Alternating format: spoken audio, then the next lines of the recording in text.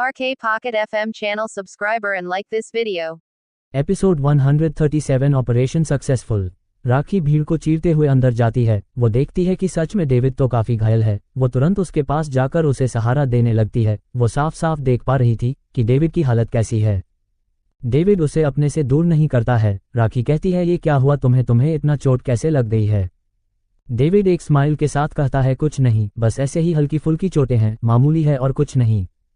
उन दोनों को ऐसे देखकर तो अब सबके मन में एक ही बात चल रही थी। अब तक तो ये मिस्टर डेविड कह रहा था कि उसे किसी की सहारे की कोई जरूरत नहीं है और वो अब एक लड़की का सहारा लिए हुए हैं। राखी कहती है, ये हल्की फुल्की चोटें हैं, इतना सारा खून बह गया है और ये मामूली तुम्हें लग रही है। चलो जल्दी से हॉस्पिटल चलो, मैं अभी एम्बुलेंस को बुलाती हूँ। राखी देख पा रही थी कि डेविड का कितना खून बह गया है। वो तो सही से खड़ा भी नहीं हो पा रहा था। डेविड कहता है, नहीं, उसकी कोई जरूरत नहीं है, मैं अपनी कार से ही चलूंगा।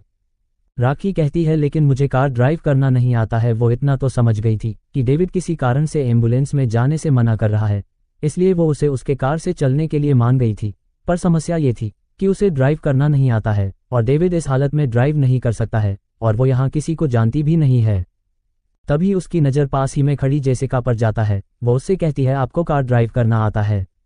जेसिका कहती है, हाँ। तो राखी कहती है, प्लीज क्या आप डेविड की कार ड्राइव कर सकती हैं? जेसिका कहती है, ठीक है, मैं तैयार हूँ। वे सभी पार्किंग लॉट में आ गए थे। डेविड अपनी कार की चाबी जेसिका को देने से हिचकिचा रहा था, क्योंकि वो अपने कार में किसी ऐसे को नहीं आने देता है जिसे वो ढंग से जानता न हो, क्योंकि वो बजाज फैमिली का इकलौता वारिस जो है। तो इतना तो वो सावधान ही रहता है, इसलिए ही तो वहाँ भीड़ में वो किसी का सहारा नहीं ले रहा था, अपने आप को संभाले हुए था, क्योंकि उसे वहाँ किसी के भी ऊपर भरोसा तो बिल्कुल भी नहीं था। वो तो राखी थी जिसके ऊपर डेविड भरोसा करता था। भले ही दोनों में ढंग से बातचीत न होती हो, पर फिर भी वो राखी के ऊपर इतना तो भरोसा करता था कि वो उसे कभी भी नुकसान नहीं पहुंचाएगी। इधर जेसिका डेविड की हिचकिचाहट देखती है और कहती है, मिस्टर डेविड, मैं समझ रही हूँ आप क्या सोच रहे हैं, पर इस वक्त सबसे जरूरी है हॉस्पिटल पहुंचना और आपका इलाज करवाना। डेविड उसे चाबी दे देता है और जेसिका कार ड्राइव करने के लिए बैठ जाती है और डेविड और राखी पीछे के सीट पर। जेसिका इतना तो अच्छे से जानती थी कि डेविड के जितने बड़े आदमी के दुश्मन भी बहुत होते हैं और वो घात लगाए बैठे रहते हैं कि कब वो उसका फायदा उठा सके। वो ये भी आज के पार्टी में नोटिस कर ली थी कि डेविड ने जब उससे जूस की ग्लास टोस्ट की तो उसने उसे जरूर अपने होठों से लगाए, पर पी नहीं थी। उसने जब ध्यान दिया तो उसने देखा कि डेविड जूस की गिलास अपने मुंह से जरूर लगता है, पर पीता नहीं था। उसे यहाँ तक कि वो अपने होठ से भी टच नहीं करता था। वो सिर्फ दिखता है कि वो पी रहा है, पर ऐसा कुछ भी नहीं था। और बाद में उसने वो ग्लास बिना कुछ पिए ही वापस रख दी। अरे, इसमें तो एक गधा भी समझ जाता कि बात क्या है, तो वो क्यों न समझती?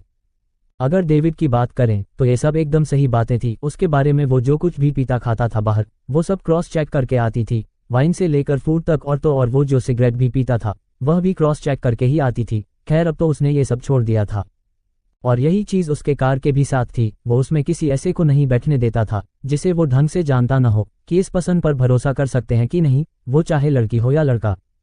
आज तक शायद ही जब से उसने कार ली है तब से उसके मॉम डैड और देवेश और राखी के अलावा कोई और बैठा हो इसके कार में, और आज वही उसने मजबूरी में जेसिका को चलाने के लिए दे दिया। खैर, आज यह अच्छा हुआ कि उसने अपनी स्पोर्ट कार के बजाय एसयूवी कार लाई हुई थी, नहीं तो फिर शायद उसे जेसिका के साथ अकेले जाना पड़ता है या फिर किसी और के कार में ही जाना पड़ता, क्योंकि स्पोर्ट कार में तो 2 ही सीटें होती है ना। राखी कहती है, अब बताओ कि ये तुम्हें कैसे लगा? मजाक करना बंद करो, मामला सीरियस है और तुम मजाक कर रहे हो। डेविड कहता है, वो बात थोड़ी लंबी है, बाद में बताऊंगा। राखी भी उसे फोर्स नहीं करती है क्योंकि वो डेविड को और तकलीफ में नहीं डालना चाहती थी। डेविड अपनी आंखें बंद कर लेता है और कुछ सोचने लगता है। राखी उसे ऐसे देखकर कहती है, अरे तुम अपनी आंखें खुली रखो, बंद मत करो, नहीं तो तुम बेहोश हो जाओगे। डेविड उसकी यह बात सुनकर स्माइल करते हुए कहता है, ये चोट इतनी भी बड़ी नहीं है कि मुझे इससे कुछ हो जाएगा और मैं इतनी जल्दी तो बेहोश बिल्कुल भी नहीं होने वाला। हाँ, चोटिल जरूर हूं, पर इतना भी नहीं। वैसे तुम्हें क्या मेरी चिंता हो रही है? राखी अब अपना चेहरा अजीब सा बना लेती है और दूसरी तरफ करते हुए कहती है, भला मुझे तुम्हारी क्यों चिंता होने लगी? तुम मेरे भाई थोड़ी हो। डेविड उसका ये लॉजिक सुनकर कंफ्यूज सा चेहरा बना लेता है और जेसिका का भी यही हाल था, उसे भी राखी की लॉजिक समझ नहीं आई। अब इन दोनों को कौन बताए कि राखी के लाइफ में कोई लड़का है जिसकी वो सबसे ज्यादा फिक्र करती है, तो वो है उसका भाई देवेश।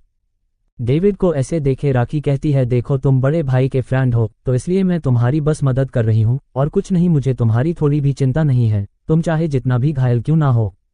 इतना कहकर वो डेविड के उस कट से अपने हाथ थोड़ा ढीला कर देती है डेविड कहता है तुम इसे ढीला कर रही हो, फिर से ब्लड बहना शुरू हो जाएगा। जब से दोनों कार में बैठे हुए थे तब से राखी ने उस चोट को दबा कर रखा था। क्योंकि डेविड की पकड़ धीरे धीरे कमजोर हो रही थी, राखी फिर से उस चोट को दबा कर रखती है। वो बाहर से कितना भी बोल रही थी कि उसे डेविड की कोई चिंता नहीं है, पर उसकी हरकतें और एक्शन सब बता दे रहे थे कि हाँ उसे डेविड की फिक्र तो है। जल्द ही सभी एक हॉस्पिटल में पहुंच जाते हैं। वैसे ये हॉस्पिटल एसआर कैपिटल के अंदर ही आती है।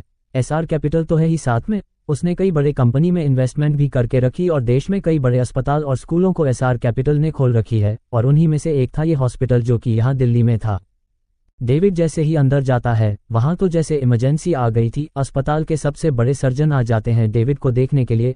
आते भी क्यों नहीं, डेविड चेयरमैन का बेटा है और आगे चलकर वही इन सबको संभालेगा, तो इतना तो करना ही पड़ेगा।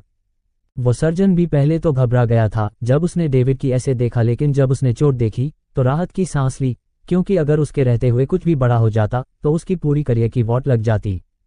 डेविड ऑपरेशन रूम में ले जाया जाता है। पहले उसकी कुछ जांच होती है। खैर उसके ब्लड ग्रुप और सभी का ब्यौरा पहले से ही अस्पताल के पास था, क्योंकि ऐसी ही सिचुएशन के लिए पहले से ही सब तैयार करके रखा गया था। डेविड के जांच की रिपोर्ट जब वो डॉक्टर देखता है तो उसका चेहरा फीका पड़ जाता है, क्योंकि रिपोर्ट में था कि डेविड को जहर दिया गया है उसी चोट के माध्यम से। वो तो अच्छा हुआ कि डेविड का काफी सारा ब्लड बाहर आ गया था, जिसकी वजह से वह जहर उसके शरीर में अंदर तक नहीं जा पाया था। डॉक्टर सारी जांच करने के बाद ऑपरेशन की तैयारी करने लगता है। वो डेविड को एनेस्थीसिया का इंजेक्शन देने ही वाला था, पर डेविड ने मना कर दिया और डॉक्टर ने भी इस पर जोर नहीं दिया। वो इतना तो जानता था कि डेविड को इन जैसे घावों से कोई खास फर्क नहीं पड़ता है। वो अभी यंग है, लेकिन उसकी सहने की क्षमता कई गुना ज्यादा है आम लोगों के मुकाबले। वो डेविड के चोट पर कई टांके लगता है, पर वो देख पा रहा था कि डेविड के चेहरे पर एक सेकंड तक नहीं थी, मानो कि उसे दर्द ही नहीं हो रहा था। ऐसा शायद उस जहर की वजह से हो रहा था। उसकी वो चोट वाली जगह सुन्न पड़ गई थी। ऑपरेशन जल्द ही खत्म हो गया, क्योंकि बहुत ज्यादा की दिक्कत नहीं थी। इसमें दिक्कत कब हो जाती, जब उस चोट के बगल से ही गुजर रही धमनी पर कट लग जाती, तो थोड़ा मुश्किल होता है ये चीज संभालने में, और शायद तब डेविड भी बेहोश हो चुका होता। खैर सौभाग्य से ऐसा कुछ नहीं हुआ। राखी उस सर्जन से मिलती है और पूछती है कि क्या डेविड ठीक है। वो डॉक्टर बताते हैं कि हाँ वो अब बिल्कुल ठीक है, दिक्कत की कोई बात नहीं है, आप जाकर उनसे मिल सकती हैं।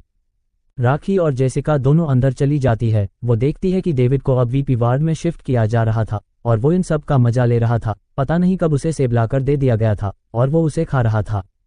उसे देखकर लग ही नहीं रहा था कि उसे कोई दिक्कत है। दोनों भी अब डेविड के पीछे पीछे वीपी वार्ड में चली जाती है। राखी कहती है तुम तो अब ठीक हो गई एकदम। वो इतना ही कह पाई थी कि तभी एक औरत वहां आ जाती है, जो डेविड की फिक्र करते हुए कहती है डेविड बेटा ये तुम्हें कैसे चोट लग गई। वो अब डेविड की सब कुछ चेक कर रही थी। उनके चेहरे पर परेशानी साफ साफ झलक रही थी। डेविड कहता है अरे आंटी मैं ठीक हूँ, आप चिंता मत कीजिए। लेकिन जैसे वो औरत तो उसकी बात सुन ही नहीं रही थी। वो जब सब कुछ चेक कर लेती है और उन्हें यकीन हो जाता है कि डेविड ठीक है, उसे ज्यादा इंजरी नहीं आई हुई है, तब जाकर वो राहत की सांस लेती है। और उन्होंने तो जैसे ही सुना था कि डेविड ऑपरेशन रूम में है तो उन्हें इसकी चिंता होने लगी। वो तो वही आना चाहती थी, लेकिन उन्होंने बीच में डिस्टर्ब करना ठीक नहीं समझा। और जब उन्हें पता चला कि ऑपरेशन सही से हो गया है और डेविड को वीपी वार्ड में शिफ्ट किया जा रहा है, तो वो भागती हुई यहाँ चली आए उसे देखने के लिए। वो अब उसके पास बैठते हुए कहती हैं अच्छा हुआ तुम्हें ज्यादा चोटें नहीं आई, मुझे तो तुम्हारी फिक्र होने लगी थी कि कहीं तुम्हें कुछ हो न जाए।